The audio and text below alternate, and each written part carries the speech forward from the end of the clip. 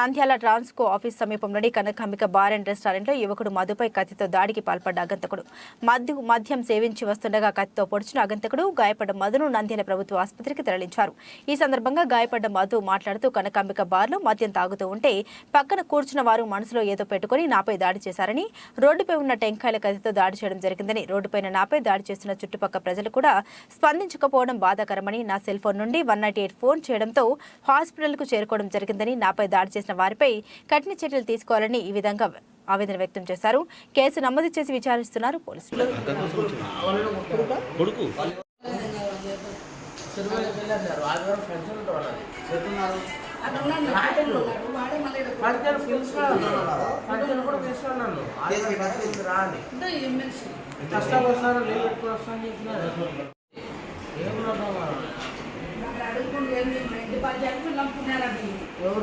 ఇంటి పంచాయతీకి ఇంటి పంచాయతీకి అసలు నేను మాట్లాడుతున్నాను. పడుకో, నేను చూసుకుంటాను. నువ్వు పడుకో పడుకో. పాన చేతులు పెట్టుకొని రోడ్డు పొడుగుతారు. అంతమంది ఉన్నా లేదు, ఊపిరి మీద ఆశ లేదు. నాకు నేను ఫోన్ చేసుకుని ఫోన్ చేసుకుని అది పరిస్థితి. ఎవరు కూడా కాపాడలే, ఎవరు కాపాడలే. నాకు నేను ఫోన్ చేసుకుని చూస్తారు తప్ప అంతే. వాళ్ళ ప్రేమ వాళ్ళ ప్రాణమైన ఆశ ఏం జరిగినా మళ్ళీ పొందలేదు.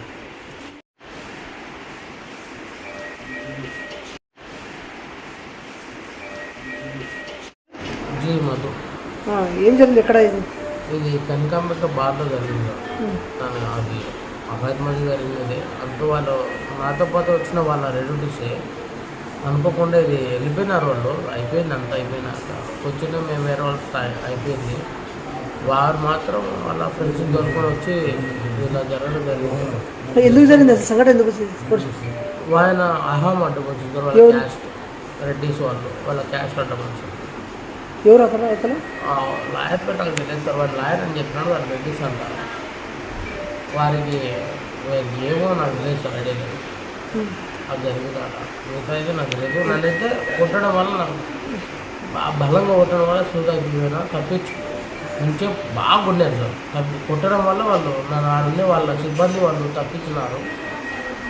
అవతల లైన్లోకి వచ్చి కూర్చుంటే మా అమ్మ ఫోన్ చేసుకుంది. మా అమ్మ వచ్చి నన్ను రిక్వైర్ చేసుకుని ఆటోలో తీసుకొచ్చి హాస్పిటల్లో కూర్చోబెట్టి హాస్పిటల్ కుట్టమని ఉన్నాను. వారికి నేనేం చేయలే. వారి ఎవరు నాకు లేదు. నేను కూడా వారికి తిన్నాను. పాన చేతులు పెట్టుకొని రోడ్డు పొడుగుతారు. అంతమంది ఉన్నా లేదు, ఊపిరి మీద ఆశ లేదు. నాకు నేను ఫోన్ చేసుకుని ఫోన్ చేసుకుని అది పరిస్థితి.